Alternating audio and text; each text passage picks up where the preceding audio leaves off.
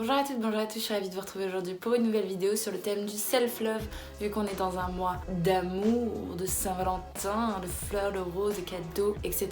Et ben moi je veux qu'on focalise ça un peu plus sur le self-love et pas juste le love et attendre que quelqu'un nous aime, parce qu'on n'est pas des meufs comme ça. Du moins, on arrête d'être des meufs comme ça. C'est parti. Alors pour cette vidéo en particulier, j'ai le plaisir de vous parler de quelque chose d'assez inhabituel, c'est-à-dire un groupe Facebook. C'est le groupe Facebook de Natalia Dune qui se nomme Unapologetically Me. Ce groupe Facebook, comme je vous le disais, est géré par la magnifique Natalia Dune que j'ai eu la chance d'interviewer, donc vous retrouverez cette interview à la fin de la vidéo. Il y a quelques années, j'ai été invitée à rejoindre ce groupe Facebook.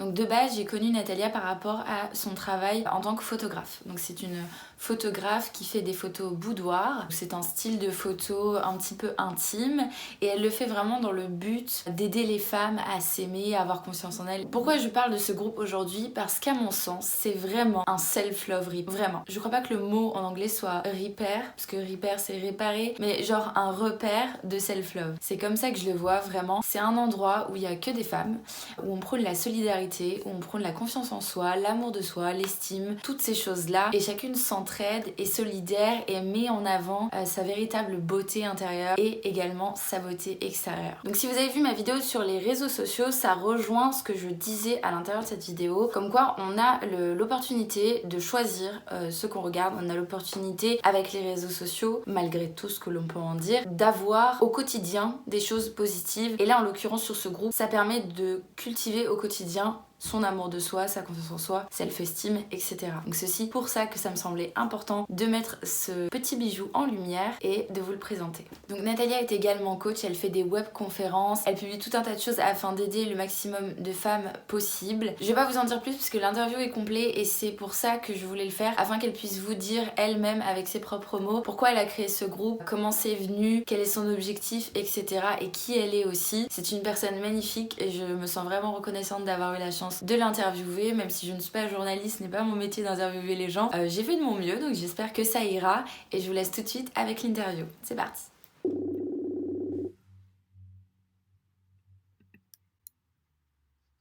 Hello, ça va? Ça va bien? Oui, et toi? Oui, super. Tu m'entends? Est-ce que tu m'entends? Moi, je t'entends très bien. Super. Déjà, merci d'avoir libéré du temps pour moi pour faire ce petit interview. Avec plaisir. On va commencer tout de suite. En fait, j'aurais déjà présenté ton groupe, etc. En vidéo. Donc j'en aurais déjà parlé et puis je mettrai l'interview à la fin. Comme ça, on pourra avoir des informations sur toi, sur pourquoi tu l'as créé, etc. Donc comme je t'ai déjà dit un peu par message. Du coup, comme je te disais, est-ce que tu peux te présenter rapidement pour que tout le monde sache qui tu es, ce que tu fais, etc. Oui, salut tout le monde. Donc, moi, je suis Natalia. Je suis coach pour les femmes. En fait, ma mission, c'est vraiment d'aider les femmes à ressentir beaucoup de joie et d'amour inconditionnel dans leur corps. Et de cette manière, qu'ils puissent vivre des vies vraiment épanouies et plus jamais se sentir qu'elles ne sont pas assez ou qu'elles ont besoin de chercher la validation externe, de toujours attendre que quelqu'un leur donne la permission. D'un autre côté, je fais aussi des photos, je suis photographe, j'ai fait des photos boudoir. Et pour ceux qui ne savent pas c'est quoi boudoir, parce qu'il y en a beaucoup peut-être c'est un terme inconnu, surtout en France, Oui, au c'est vrai que c'est pas Canada, très ça répandu. Ouais. c'est beaucoup plus répandu quand même. En fait, c'est des portraits assez intimes pour les femmes, justement pour travailler sur l'acceptation de soi, sur l'acceptation du corps, et puis aussi pour donner à la femme une chance un peu de exprimer sa sensualité, sa féminité, mais tout restant dans un contexte très bienveillant. Il n'y a pas de jugement. C'est vraiment pour la femme de s'exprimer et se découvrir. Donc, c'est un peu ça que je fais. Et voilà. D'accord, bah oui, moi en effet, c'est comme ça que je t'ai connue. Il me semble de base, c'était par tes photos. Et après, du coup, j'ai eu la chance d'être invitée sur ton groupe Facebook. Donc de base, t'étais photographe et t'es devenue coach, c'est ça? C'est ça, exactement. Ok. Parce que, qu'est-ce qui est arrivé, c'est que quand je faisais les séances photo, et puis en fait, avant ça, j'avais déjà étudié beaucoup, j'avais étudié en psychologie, j'ai fait ergothérapie, donc j'avais quand même D'accord. un gros bagage Oui, oui, thérapeutique, on peut oui. dire ici. Et justement, les photos, je les ai commencées en fait, pour moi, après que j'ai eu mes enfants, j'ai eu vraiment beaucoup de difficultés à accepter mon corps. Parce avec les grossesses, mon corps a changé et ouais, j'arrivais vraiment pas à m'accepter et c'était devenu juste maman, en fait. Oui. Donc, la femme dans moi, je l'avais perdue, je n'arrivais pas à reconnecter avec elle et ça affectait beaucoup mon couple, ça affectait, en fait, tout dans ma vie. Oui.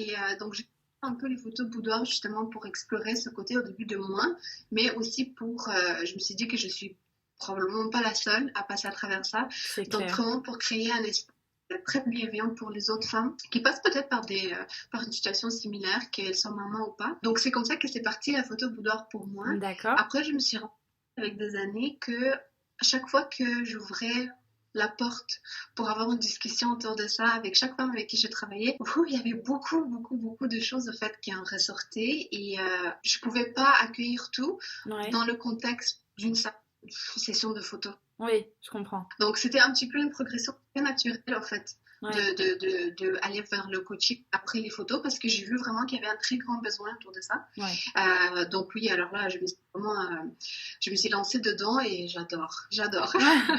Tu m'étonnes, c'est tellement gratifiant d'aider les autres et du coup aussi de s'aider soi-même quand on aide les autres parce qu'au final c'est toujours, c'est un circuit infini quoi. C'est un cercle vertueux comme on appelle ça. À chaque fois on pense qu'on a atteint un niveau bien, là c'est juste pour découvrir qu'en fait il y a une couche de plus Ouais, c'est et clair. un niveau. C'est un travail Je pense qu'il faut sans fin.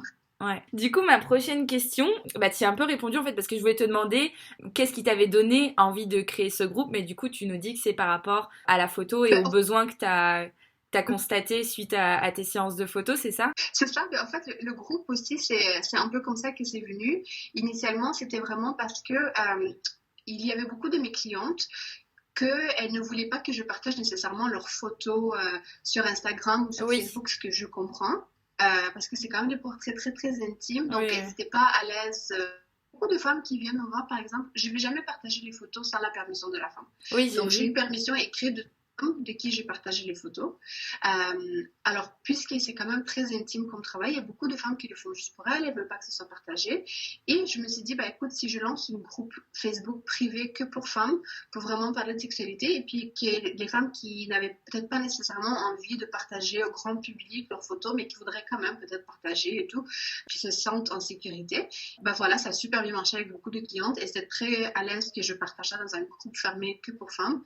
Donc, initialement, c'était ça un peu le contexte et le but du groupe Facebook. Mais bon, depuis ça a quand même beaucoup évolué. Oui. On a un peu de sexualité, sur l'acceptation de soi.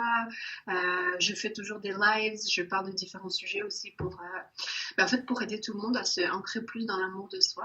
Et puis voilà, c'est ça. Ça a évolué depuis le groupe. Là, on est une belle petite communauté. Ouais, c'est clair. C'est pour ça aussi que j'avais ajouté du monde à ton groupe parce que j'avais trouvé ça absolument formidable de créer un groupe comme ça autour du self-love, autour du féminin sacré, etc. Enfin, c'est vraiment des sujets... Et puis on a besoin d'un repère comme ça où on se sent en sécurité, où on se sent libre de parler. C'est aussi pour ça que j'ai décidé d'en parler sur ma chaîne vu que je parle de développement personnel et d'amour de soi. Et du coup, ça fait déjà 4 ans que ce groupe existe. Est-ce que tu as prévu autre chose après par rapport à ce groupe ou est-ce que non?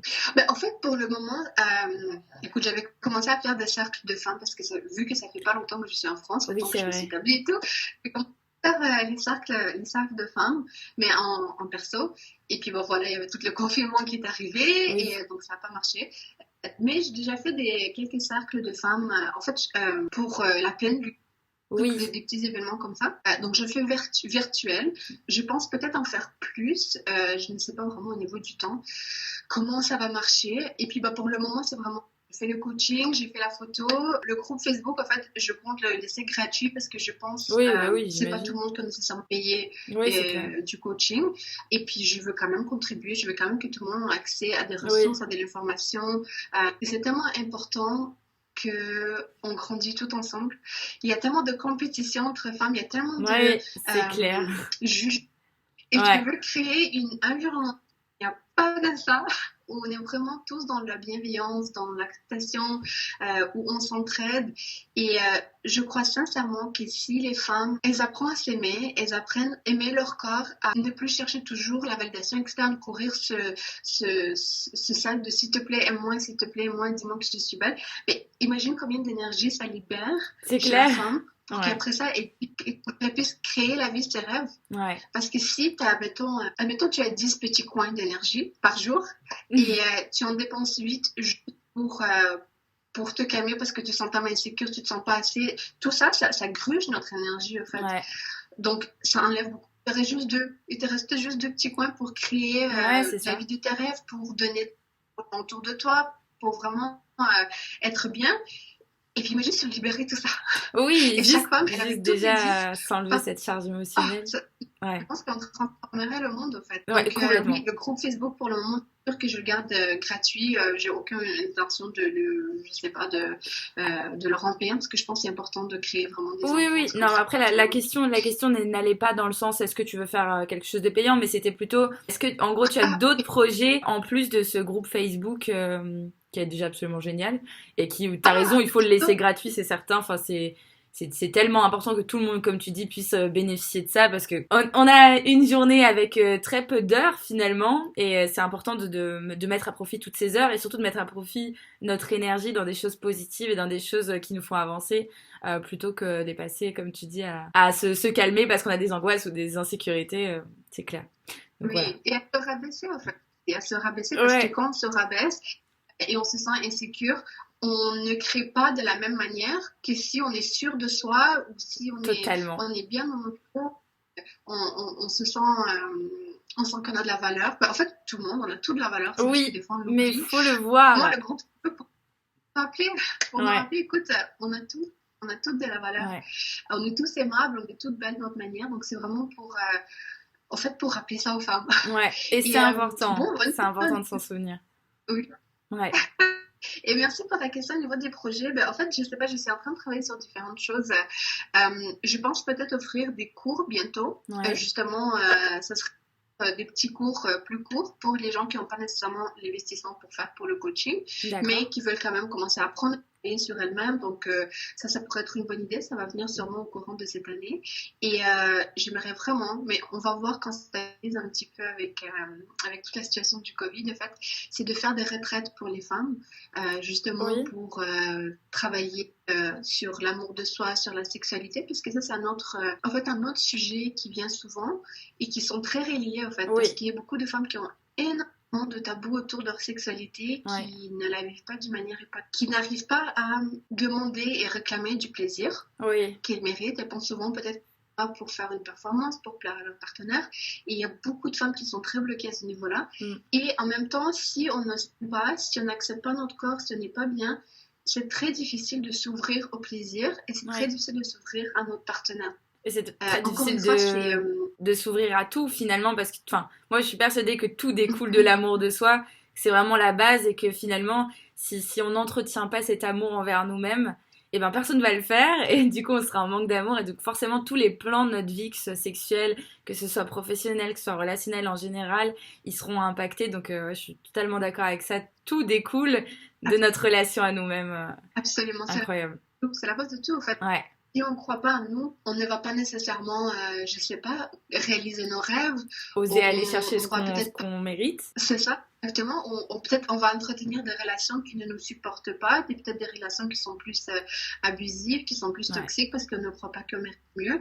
Donc vraiment, l'amour Totalement. de soi, c'est la base de tout, absolument tout. Mm. Et c'est vraiment, moi je pense qu'ici, on doit tous collectivement travailler pour une chose, mais Ouais, c'est l'amour de soi, parce que c'est c'est clair. C'est la donc base de oui, tout. alors vraiment faire des retraites pour les femmes, c'est une autre dynamique quand on est en personne Ouais. versus quand c'est rituel et quand on est en retraite, ben, en fait c'est comme une immersion. C'est vraiment on est immergé dans cette Oui. mentalité, dans la foi, dans la sororité. Ça c'est un autre aspect qui est très important Oui. pour moi. C'est vraiment créer cette sororité entre femmes, cette Ouais. bienveillance et guérir un peu les blessures parce qu'il y a beaucoup de blessures aussi entre femmes, ne pas se faire confiance, la jalousie et tout. Et je pense pas que c'est des états naturels de Non. femmes. Je pense que naturellement on est toutes Des on est sœurs. des collaboratrices. Ouais. Ouais. Je suis tout à Donc, fait d'accord.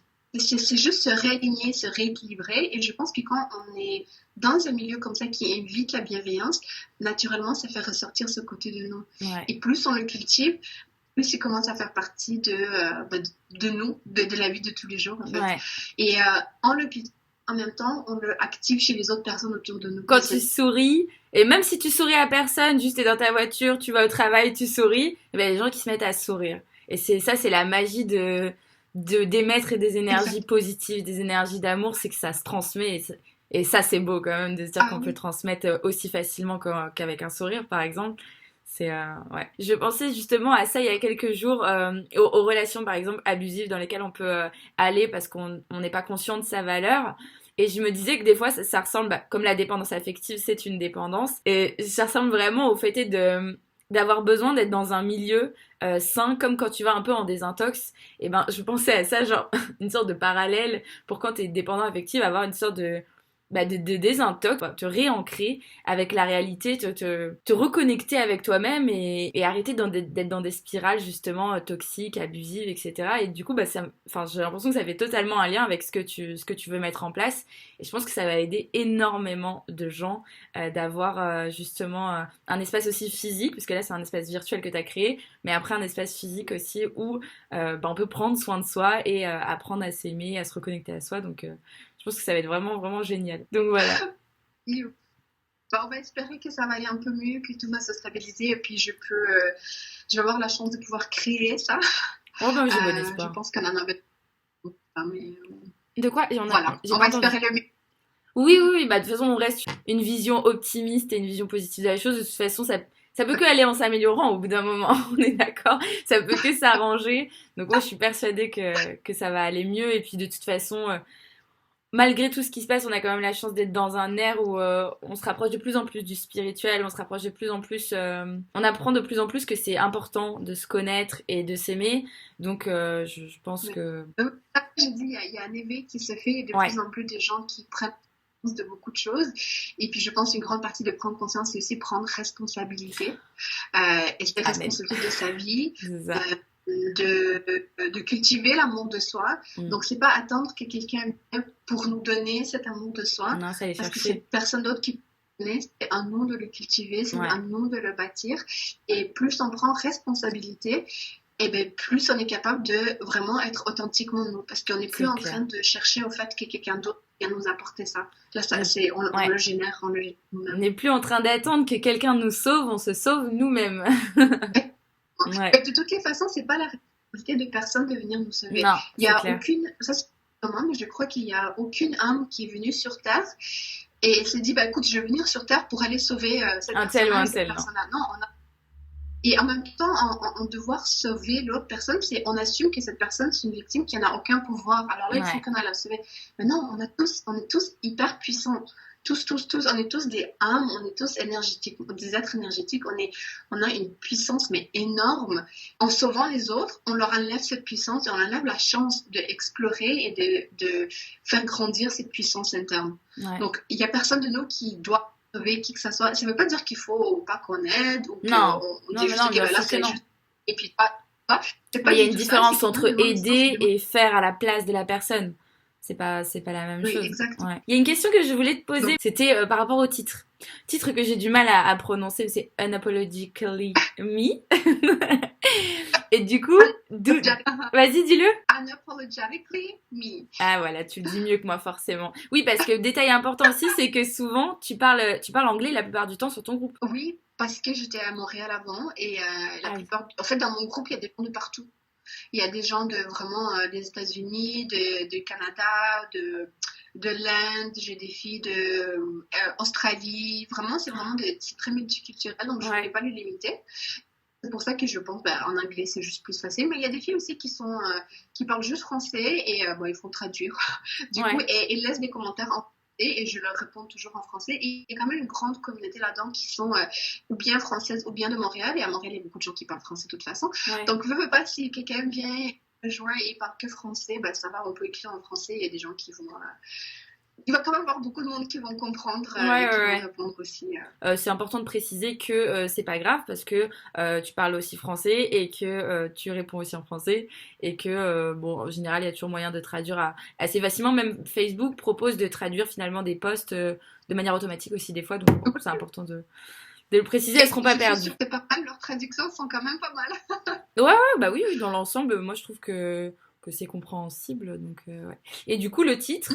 Il t'est venu du fait que tu voulais être toi après tes grossesses sans t'excuser. si je comprends bien. Oui, mais en fait, mon cheminement, un petit peu, comment ça a été? Après la première grossesse, j'ai fait un peu tout ce qu'il fallait typiquement faire, tout ce que la société s'attend de toi. Donc, j'avais pris du poids avec ma première, c'était une fille, et j'ai pris, je sais pas, j'en peux plus, peut-être 20 kilos. Et là, c'était, OK, il faut que je me mette en diète, il faut que je cours, je faisais de l'exercice, parce que c'était inacceptable pour moi. Et c'était vraiment le conditionnement de la société, au fait, que j'ai pris du poids. Là, j'ai regardé toujours les magazines avec les top modèles, avec... C'était pas Adriana Lima, c'était une autre des modèles de Victoria's Secret qui était, oui, elle a les et trucs là, inaccessibles, quoi. C'est ça. Dans ma tête, c'était inaccessible. Il faut que je perde le poids, il faut que je fasse tout ce que la société me dit. Nanana. Mais tu sais, qu'est-ce que je me suis rendu compte? C'est que oui, j'avais perdu le poids, c'est vrai, et je suis retournée à mon poids avant grossesse et tout, nanana, mais j'étais pas bien. J'étais en train de compter chaque calorie. J'étais en train de... Si je mangeais un peu trop, c'était la punition. Donc là, il fallait que j'aille faire l'exercice pour me punir, pour compenser le petit gâteau que j'ai mangé. Et c'était pas sain. C'était pas du tout sain. Et là, le deuxième, je suis retombée enceinte. En fait, j'ai repris encore du poids. Et là, tout le travail que j'ai fait avant, c'était comme si c'était parti à la poubelle. Et là, j'étais vraiment déprimée. Mais je me suis dit... Je peux pas continuer comme ça, c'est pas sain, c'est pas naturel, ça devrait pas être comme ça. Non, c'est clair. Donc là, c'est vraiment un grand cheminement de me redécouvrir et reconnecter avec mon corps, mais d'une autre manière. Donc, j'ai littéralement pris la balance que tu te pèses et je l'ai jetée à la poubelle. Bravo, t'as bien fait. C'est fini, il n'y a pas de... Je vais pas, parce que je me pesais 2-3 fois par jour. J'étais vraiment obsédée sur le poids, en fait, j'étais toujours en train de chercher une validation externe. Donc, je me suis rendu compte que c'était toujours des sources externes qui me disaient comment je devrais être, combien je devrais peser, quel exercice je devrais faire, combien je devrais manger. Donc, tout ça, j'étais complètement disconnectée de mon corps à moi. Alors, la deuxième fois, quand je suis tombée, mais au fond, je me rappelle, j'étais en train de pleurer, je peux pas continuer comme ça va pas avec mon mari, ça va pas avec mes enfants, je suis toujours fâchée, je suis tout le temps stressée, je suis déprimée, je me détestais, j'étais même pas capable de me voir dans le miroir, c'était vraiment un temps très difficile. Donc la deuxième fois, qu'est-ce que je fais? J'ai décidé de complètement, radicalement changer tout ça. Moi, j'appelle ça redevenir l'expert de notre corps, mais c'est vraiment redevenir l'expert en nous-mêmes, et c'est d'arrêter de me peser, parce que c'est pas un chiffre qui va me dire combien de valeur j'ai, si je suis bien, si je suis pas bien. Attendre qu'un chiffre sur la balançoire me dit combien, sur la balance, oui, t'inquiète. C'est de attendre de suivre les diètes pour qu'une source externe me dise qu'est-ce que je dois manger, combien je devrais bouger, quel exercice. Tu sais, c'était vraiment, j'arrête tout, je bloque tout ça et je me reconnecte à moi. Qu'est-ce que mon corps a besoin? Qu'est-ce que tu veux? Qu'est-ce qui est, Je me suis rendu compte au fait que je mangeais trop et je mangeais pas bien, mais c'était un mécanisme de protection. C'était vraiment pour gérer mes émotions. C'était beaucoup de peine et beaucoup de stress, d'anxiété. En fait, je le mangeais à la place de chercher. J'ai arrêté de faire ça, j'ai commencé à dire ok, qu'est-ce que mon corps a vraiment besoin à ce moment? Est-ce que c'est vraiment la nourriture que je mets, ou je mets un sentiment de sécurité pour les prochaines 5 minutes? Et souvent je me suis rendu compte que c'était un sentiment de sécurité que je cherchais. Donc en fait c'était vraiment une grande prise de conscience au niveau de comment je mangeais, et là ok, qu'est-ce qu'on peut faire autre que manger? Parce que j'avais pas faim, c'était pas de la faim en fait, c'était de la faim, mais une façon de compenser un stress. Exactement, tu vois. Et vraiment du travail sur moi, c'était faire des méditations, c'était si j'avais besoin de support, aller chercher du support, communiquer. Si j'avais besoin de plus d'amour, c'est demander à mon partenaire, tu sais, j'ai besoin de plus d'amour, j'ai besoin de plus d'affection. Après ça, pour l'exercice aussi, c'était plus du tout une punition, c'était ok, qu'est-ce qui m'amène de la joie? Comment est-ce que mon corps a envie de bouger? Là, je me suis rendu compte qu'en fait, je courais parce que tout le monde courait, qui faisait de la course à pied, mais j'aime pas ça. Mais j'aime pas ça. Et j'ai commencé à faire beaucoup de danse, mais de la danse non guidée, c'était juste très intuitif, c'était comment mon corps a besoin de bouger. Quand je mangeais aussi, c'était un peu une exploration, quand je mange ça, comment mon corps se sent, est-ce qu'il se sent bien, est-ce qu'il se sent moins bien. En fait, c'était vraiment, moi je suis redevenue l'experte de mon corps. Ouais. Et là, je me suis rendu compte que non, c'était tellement limité. J'habitais dans mon corps, en fait. Parce que qu'est-ce que je me suis rendu compte, c'est qu'avant, mon corps, c'était un peu... et puis ça, c'est une analogie que je fais souvent. C'est, imagine si tu as une maison, Ouais. et puis c'est la seule maison que tu... Et tout ce que tu fais, c'est que tu restes devant l'entrée, et chaque personne qui passe, tu lui dis, hé, allô, tu peux me dire, est-ce que ma maison, elle est belle? Ouais. Tu peux, s'il te plaît, la trouver belle. Si tu trouves la belle, est-ce qu'elle est assez belle pour toi? Et si la personne te dit non, ben là, tu tournes et tu commences à détruire ta maison. Ça fait aucun sens. Mais jamais tu habites dans ta maison, jamais tu explores tout ce que ta maison est capable, tout ce qui se cache dedans, tout ce qu'il y a. Et c'est comme ça que j'habitais dans mon corps, en fait. J'étais dehors en train de chercher la validation externe pour que les gens qui passent, ils me disent qu'elle... Ça, Ouais. cette maison, elle est belle. Ouais.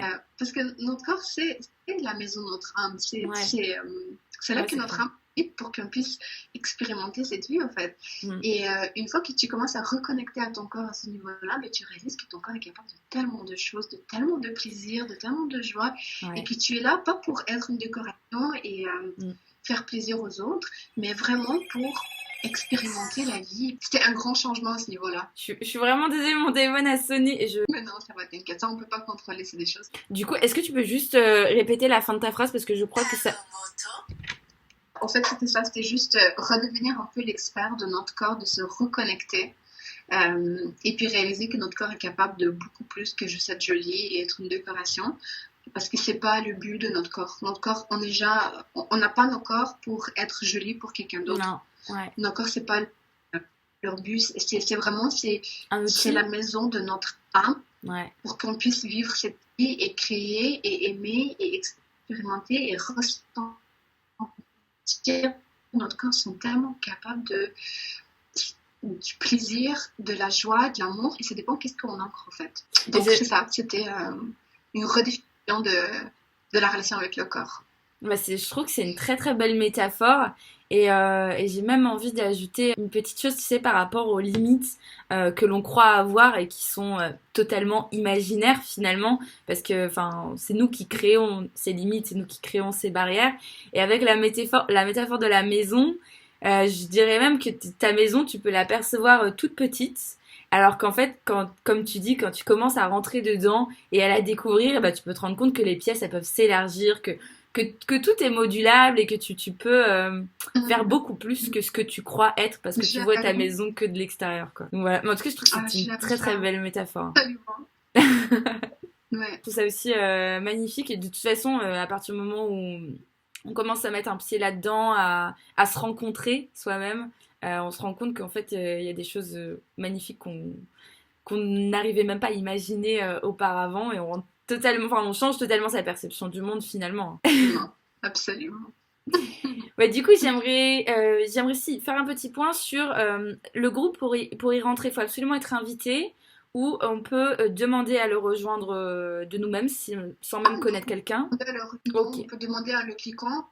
Tu vas sur le lien et tu dis rejoindre le groupe en fait. Et puis bon, voilà, ça marche. C'est ça. Dans ce cas-là, je mettrai un lien du groupe dans la barre d'informations pour que les gens puissent eux aussi découvrir ce merveilleux petit repère d'amour de soi, comme j'aime bien l'appeler. Je trouve que c'est vraiment un repère de self-love, tu sais, de solidarité féminine et ouais, de reconnexion à son soi. Et est-ce qu'on peut te suivre sur d'autres réseaux peut-être en dehors de ce groupe Facebook? Donc, je suis sur Facebook et Instagram principalement. D'accord, ok. Je vais le mettre juste en dessous, sur l'écran, comme ça directement, et je mettrai un lien. Comme ça sera plus facile pour y accéder. Ok. Bah écoute, est-ce que tu avais d'autres petites choses que tu voulais partager avec nous ou pas? Ben non, moi je voulais juste te dire merci. Et puis pour toutes les femmes qui regardent ça, je pense que développer l'amour de soi, ça commence par une décision. Décider que je le mérite.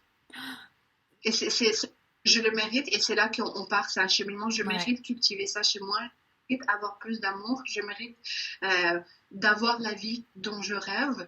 Et c'est juste prendre cette décision. Mais personne ne peut la prendre pour nous, donc c'est ça. C'est le premier pas. Et une fois qu'on prend le premier pas, ben après ça, le chemin va se créer. C'est juste d'avoir la confiance. C'est ça. Et puis moi, je crois en vous. Donc oui, c'était C'est ça. Et merci beaucoup à toi pour ce beau échange et pour tout ce que toi tu crées aussi, en fait. Oh, merci. Bah, merci surtout à toi parce que d'avoir partagé tout ça et d'avoir eu l'initiative tout simplement de créer ça et d'émettre ces ondes d'amour pour toutes les femmes, je trouve ça vraiment absolument formidable. Donc surtout continue ce que tu fais, s'il te plaît, parce que c'est tellement important et tellement essentiel tout simplement, surtout à l'ère des réseaux sociaux, comme on le disait tout à l'heure. On a plus tendance à être en compétition. Là, toi, tu renverses totalement la tendance au contraire proclamant qu'il faut être solidaire et du coup, continue ce que tu fais et merci beaucoup d'avoir pris ton temps pour partager tout ça avec moi et avec mes abonnés. Oui, merci. Merci tout simplement d'être. C'est génial de pouvoir rencontrer des gens lumineux et bons et bienveillants tout simplement. Ça fait du bien, ça fait du baume au cœur. Super reçu.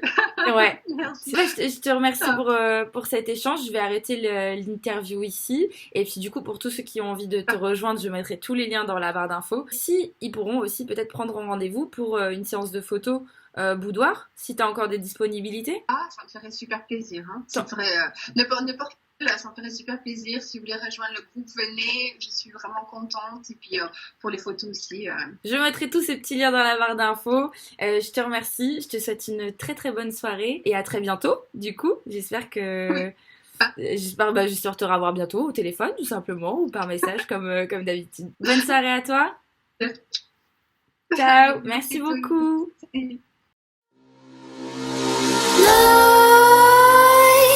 Creep while you and me repeat.